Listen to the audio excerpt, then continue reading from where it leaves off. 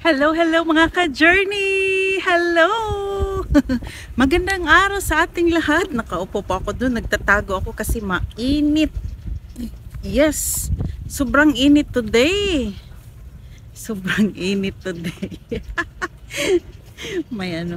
May trabahante ba? Nakikita ako. Tapos nag-intro pa naman ako. Char! Yes, sobrang init today mga ka-journey. Pero at least, hindi siya maulan, di ba? Andito pala tayo sa aking mga yati. Tinitingnan ko na naman, binibisita ko. Parang may tao dito. Binibisita ko ba? So far, andyan naman sila. So yung mga 1, 2, 3, 4, 5, yung 5 kong yati na nakapark dyan. Andyan lang naman sila. Bitay. Actually, andito tayo kasi dito kami nagla-lunch. So, doon sa view. So, napakasarap ng in-order ko na pagkain. Yung Mediterranean food. Wow, I like the fish. Ang sarap ng fish. Tapos, ang side dish ay yung mashed potato. O, diba? Hindi na mahihirapan yung ngipin natin sa pagngunguya ng pagkain kasi nga malambot lang yung mashed potato at saka yung fish. Yung fish, napaka-yummy talaga yung fish, promise. Yung, alam mo yung mga timpla ng Mediterranean, yun, napakasarap. Kaya yun ang lunch natin at ako ngayon ay sobrang busog. How about you? Busog na rin ba kayo mga ka-journey? Sana busog kayo, no? At nabubusog kayo dito sa view natin sa ating mga yati. Yung 5 kong yati, andyan lang. So tambay lang kayo dyan. Just call me pag merong mag-rent. Joke lang yun mga ka-journey. Huwag kayong maniwala. I'm just kidding. Anyways, I hope no, maganda ang araw natin today. May tao dyan, nagla-lunch. Tsaka parang nanonood siya. Ayan, may malaki palang yati doon. Parang kasi may mga tao na pumupunta. Siguro sila maglayag. Parang maglalayag sila today.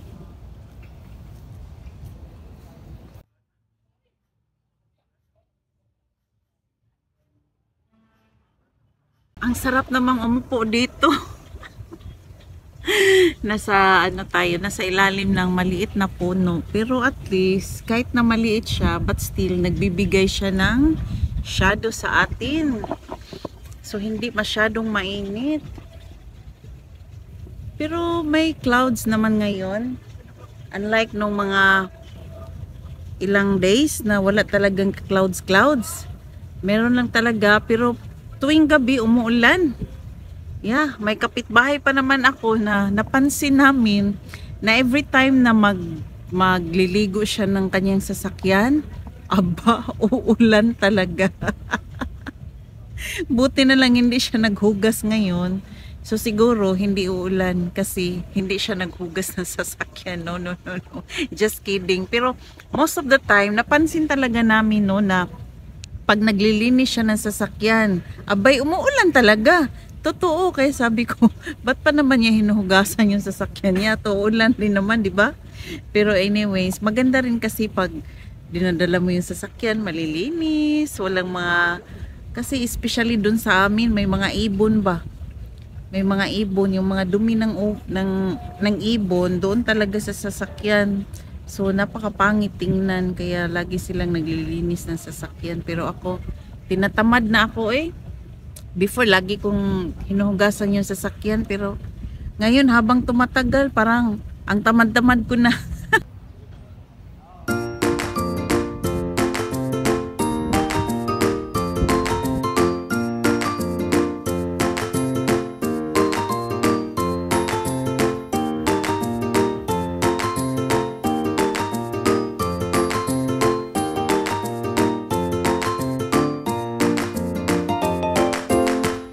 So, tapos na tayong kumain dito. Alis na tayo.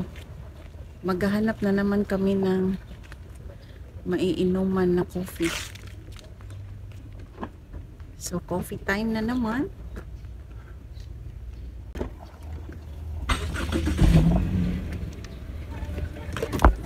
Coffee time! Dito na naman tayo sa airport. Parang lilipad na naman. Yung buhok ko lang ang lilipad. Dito tayo sa airport. Para hindi tayo lilipad. Ano lang, hanap lang tayo ng coffee dito. Dito lang tayo mag-iinom ng coffee. Kasi nga, masarap din naman. Pag paminsan-minsan, iinom tayo ng coffee. Doon na tayo sa airport.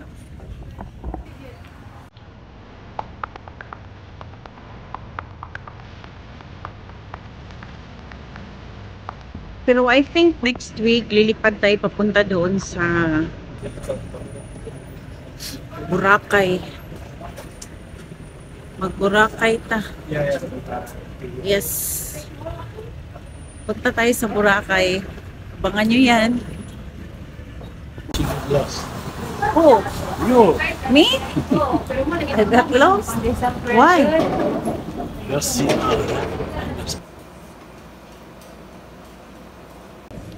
So we have here now in Bread Talk, no? Bread Talk. So magko-coffee tayo. Ano hindi tayo mag-coffee? Ako sa akin, ano na sa akin? Hot choco at saka yung cake. Tumatapa na yata ako kasi yung mukha ko lumalaki na at saka yung mga braso ko. So, nakikita na talaga natin yung effort natin sa kakakain, no? So, makikita natin sa ating pagmumukha at sa ating mga braso.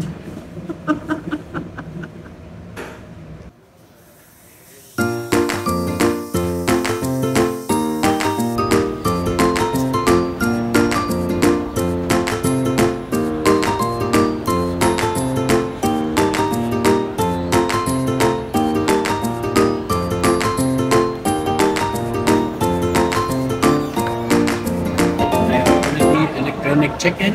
She said just to leave the people inside.